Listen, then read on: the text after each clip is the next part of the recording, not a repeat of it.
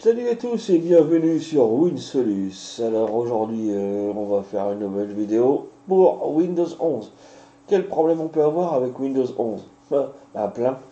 Le souci qu'on a, c'est qu'on a souvent des BSOD, des Blue Screen of Death, des écrans bleus, et notre PC il plante, et puis voilà. Donc on a souvent. Voilà, on va commencer. Oui, oui, ça commence. Voilà. Alors, attends, voilà. Alors, on démarre notre PC, paf, on va tomber là-dessus, et là, ça plante. Là, ça tombe plus. Comme vous pouvez le voir, bah, c'est une photo. Mais si c'est pas une photo, bah, ça fait pareil, ça tourne plus. Donc là, on est bon, on attend. Et si on attend, ou si on redémarre, après, ça nous fait pareil. Mais si on attend, paf, on est sur le Blue Screen of Death. Donc là, on est en hypervisor error. Alors, l'hypervisor error, il arrive n'importe quand celui-là, au démarrage, avant le démarrage comme j'ai pu vous le faire voir, ou au chargement de, au chargement de notre Windows, paf ça plante, et là on a ça. Donc c'est ça le problème, et on ne sait pas quand est-ce qu'il va arriver. Ensuite on a notre Windows qui démarre, on est content. Ouais, j'ai ma page, je suis bien, je suis content. Comme là, waouh, voilà, je suis content, j'ai mon Windows, je suis bien. Et d'un seul coup, hop, on va bouger la souris pour faire, et ben voilà, ça a planté, ça ne bouge plus.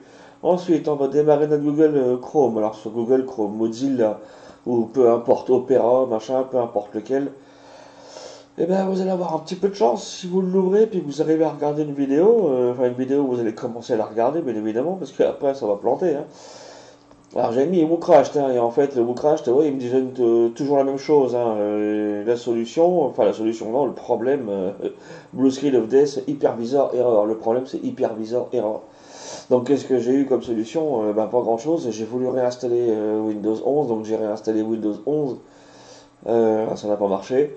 Après on a plein de sites internet qui nous disent il faut vérifier le PC, l'intégrité du PC. Donc j'ai fait des lignes de commande avec un redémarrage pour vérifier mes RAM. J'ai 16 Go de RAM.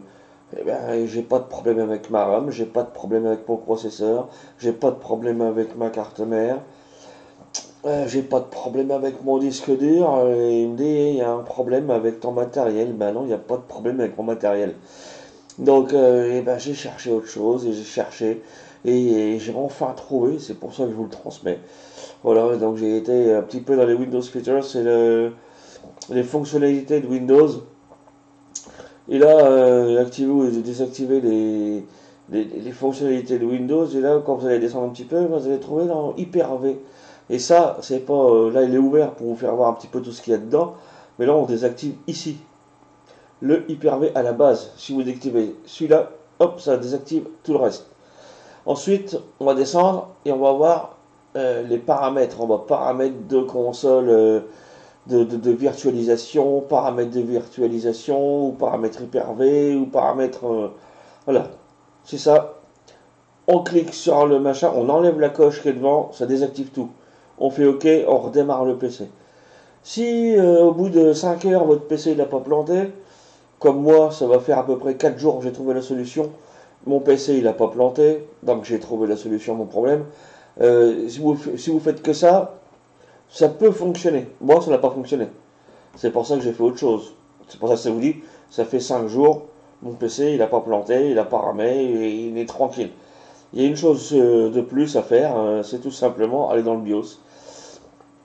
Alors le BIOS, c'est simple, hein, vous redémarrez votre PC encore une fois, on réinitialise, voilà, avec le reset sur le bouton, on démarre, ensuite on fait F2, F2, F2, F2, F2, F2, ou selon les marques, hein, c'est F2 ou Echap ou Sup, enfin bon, on essaie d'arriver dans le BIOS. Et moi pour c'est ça, c'est celui qui est AMD, donc je suis en AMD. Donc là, quand j'ai mon BIOS qui va se mettre tout en bas, j'ai plusieurs options et donc Advanced. Donc j'ai cliqué sur Advanced. Ensuite sur le haut, vous allez avoir Advanced encore. Donc j'ai recliqué sur Advanced. Et là, il y a plusieurs choses sur votre gauche. Et en fait, avec la souris, vous allez monter, descendre. Enfin, moi j'ai descendu. Et sur le MD, vous allez voir le SVM mode qui doit être enabled. Ça, c'est la virtualisation. Mais ça, vous allez le voir tout en haut à droite, en fait, quand vous mettez sur un des modules, là, tout en haut à droite, là, de votre BIOS, ça vous dit ce que c'est et ce que ça fait. Donc, dès que vous mettez sur le SVM, vous regardez, ça vous parle de virtualisation, hop, on disabled et hop, F10 pour moi, pour sortir en fait, enfin échappe, vous faites sortir, ça vous demande d'enregistrer, vous enregistrez, vous sortez de là, ça vous redémarre votre PC. Et voilà, qu'est-ce que je peux vous dire? Moi, ça m'a sorti de la Moïse, et puis voilà, donc là, on a quoi? Oui, les applications, voilà, faut rentrer, applications, donc Apple Features, ça va être quoi? Voilà, application installée, et après, après, je sais plus, parce que moi, là, j'ai pas trouvé, parce que c'est des trucs qui ne se voient pas. C'est ça le problème, c'est que là-dedans, c'est pas écrit, le problème de l'Apple Features, c'est le Related Settings. Donc voilà, et après, il faut être là-dedans et ajouter ou supprimer. Et ça, selon, bah, ça y est pas. Donc voilà. Donc il faut simplement regarder. Vous mettez ajouter ou supprimer des programmes. Voilà, ajouter ou supprimer des composants Windows. Mais ça, c'est simple, ouais, oui, sur Google. Et puis voilà, bah, qu'est-ce que je vous dis? J'ai pas été au top, j'ai pas été au bout, mais voilà. Tout ça pour vous dire que ben, le problème il est là, c'est tout simplement le BSOD. Il faut aller dans le BIOS, désactiver la virtualisation. Et voilà, parce que maintenant sur Windows, vous pouvez le désactiver, mais il tournera toujours, mais ça vous mettra des écrans bleus. Moi je l'ai eu, voilà, je vous vous désactivez directement dans le BIOS et vous n'avez plus de problème. Voilà, tout simplement. Moi je dis, ça fait 5 jours, j'ai désactivé dans le BIOS, et depuis mon PC, ben voilà, vous pouvez regarder. Je fais tourner la BeamNG, Assetto Corsa, Eurotrack Simulator, le Woocraft, il n'y en a plus, j'arrive à faire OBS, je vous enregistre avec le PC justement. Chrome, machin, je fais ce que je veux, avec, il n'a pas planté, donc franchement, je suis heureux. Voilà, donc je vous transmets ce que j'ai trouvé. Sur ce, les gars, bah, je vous remercie d'avoir regardé cette vidéo. N'hésitez pas à laisser un pouce bleu et un petit commentaire.